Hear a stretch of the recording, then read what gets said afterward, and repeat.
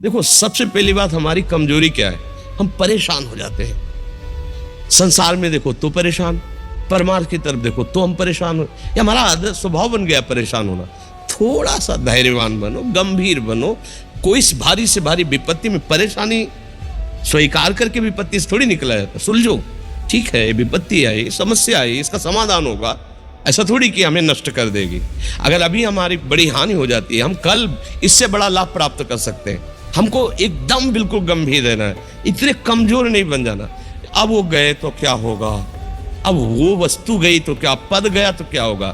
प्रयास किया था, ये पद मिला था, इससे बड़ा पद प्राप्त करूंगा, मैं इससे बड़ा महान बनूंगा। ठीक है, एक बार गिर गया, गलती हो गई, दंड भोगूंगा, फिर इससे ज्यादा संयम में रहूंगा। बिल्कुल, मतलब एकदम फ्रेश दिमाग रखना चाहिए। पर अपने लोग क्या है, जरा सी बात में एकदम पचड़ा कर लेते हैं, एकदम कमजोर हो जाते हैं। ये बिल्कुल ठीक नहीं है। हम जीवन भर की यात्रा की बात कह रहे हैं, भारी से भारी कष्ट में भी मुस्कुराना, तो हमें बल मिला है, हमें भगवान की कृपा का दर्शन हुआ है, हमें उनका दुलार दिखाई दिया है। अगर ऐसे तो भाग जाते हैं, फिर परमार्थ में थोड़ी चलना होता है। आज जो आप सुन करके लाभ लेने की चेष्टा कर रहे हो ना, ये केवल प्रवचन नहीं है, ये जीवन है। अगर ये जिए ना होते ना तो ये इसका प्रभाव नहीं पड़ता, फिर वाणी का प्रभाव नहीं पड़ता। हम इसीलिए कहते हैं, जैसे आप लोग एकदम परेशान हो जाते हैं जब बोलो, क्या हमसे ज्यादा परेशानी होगी? दोनों किडनी खराब, दवाई लाने के लिए पैसे नहीं, पानी रखा है हम उठ के पी नहीं सकते, भीषण शरीर में कष्ट, भीषण बुखार, क्योंकि किडनी फेल, जरा में बुखार, खाने को क्या, रोटी मांग के लाओ। अगर वहां सब्जी मिलती तो लाल मिर्च ऐसी पड़ के मिलती थी कि वो पा नहीं सकते थे। आप सोचो, पानी लाना है तो मुझे लाना है, पीना है तो मुझे पीना है। अगर मैं हारता तो कहां पहुंच जाता, क्या स्थिति होती? नहीं, मरना है, पर कदम पीछे। कोई दिन ऐसा नहीं जिस दिन सेवा ना की हो, जिस दिन सेवा ना गए हो। गुरु जी की सेवा में जाना है, पहले अपने को स्वस्थ साबित करना है, नहीं वो सेवा नहीं लेंगे। तुम बीमार हो, तुम कष्ट में, वैसे उनकी दृष्टि बड़ी शांत है। सेवा की, आके लेट गए, फिर हिम्मत की, अपनी श्री जी की सेवा की, मधुकरी नहीं गए, 3-4 दिन भोजन नहीं गए, पर सेवा नहीं छोड़ा, दिनचर्या नहीं छोड़ी। और उसका प्रधान कारण संयम, ब्रह्मचर्य, भगवत आश्रय, नाम जप, कभी हारने नहीं दिया। अभी भी थोड़ी देर बाद डायलिसिस शुरू होगा, हारने, आपको हारे हुए नजर आ रहे हैं। शरीर में पीड़ा है, किडनी फेल है, ऐसा थोड़ा हम स्वस्थ बैठे हैं, पीड़ा है, बार बार प्यास लगती है, थोड़ा थोड़ा पानी मिलता है, लेकिन हम आनंदित हैं, हम प्रसन्न हैं, हम लड़ाई में हारे नहीं हैं, ना हारेंगे, हम जीत चुके हैं। हम अपने मालिक के भरोसे में अपना सब बात, तो वो ये हम अपनी बड़ाई नहीं बता रहे, हम आपको बता रहे समस्या। सोचो, तुम्हारे पास तो माँ है, भाई है, बहन है, परिवार है, कोई ना कोई तो है ना। मेरा किसी ने कभी जीवन में ध्यान भी नहीं दिया, क्यों?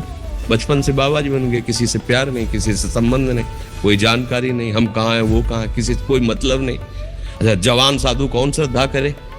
कभी गांव जाने की हिम्मत नहीं पड़ती कि रोटी मांग ले, पता नहीं लोग क्या सोचेंगे, क्या भावना कर ले।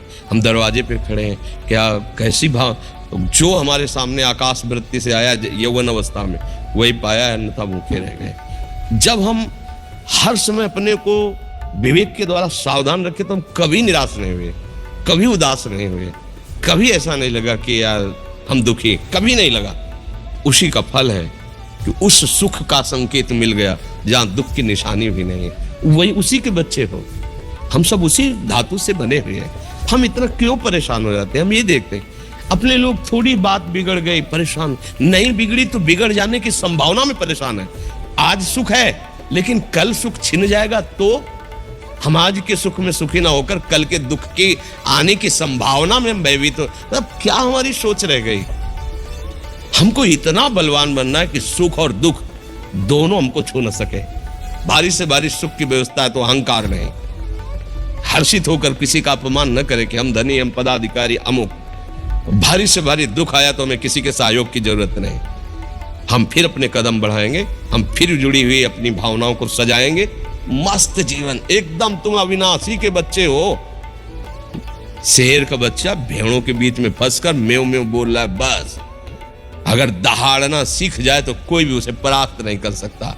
ऐसे भगवद अंश, तू प्रपंच में फंसकर अपने को इतना दीन क्यों देख रहा है? तू ऐसा है कि भगवान के दिव्यास्त्र में भी ताकत नहीं तेरे को मार सके। तू अविनाशी का अविनाशी बच्चा है, विनाशी भोगों को, विनाशी शरीर को मैं मान के इतना भयभीत, इतना दुख ठीक नहीं। ये सबके लिए, केवल एक के लिए नहीं। आप समझो, आप लोग सोचते हैं हम गृहस्थ होकर भला ऐसी स्थिति कैसे।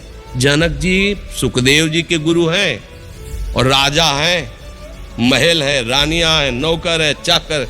क्या सुखदेव जी जिनके शरीर में लंगोटी भी नहीं है, दिगंबर, परमहंस, परमहंस के गुरु है जनक जी जो राजा हैं। समझो आप ऐसा ना सोचे कि हम नौकरी कर रहे हैं, हम संसार में, हम गृहस्थ हैं, हम अध्यात्म की ऊंचाई पर नहीं चढ़ सकते। नहीं, आप एक सरकारी नौकरी या आप किसानी या व्यापार करते हुए आप एक अध्यात्म की ऊंचाई में चढ़ सकते हैं। और अध्यात्म ही है जो तुम्हें इस माया के दुख सुख से ऊपर उठा सकता है। दूसरा, चाहे जितनी संपत्ति आ जाए, आप सुखी नहीं हो सकते।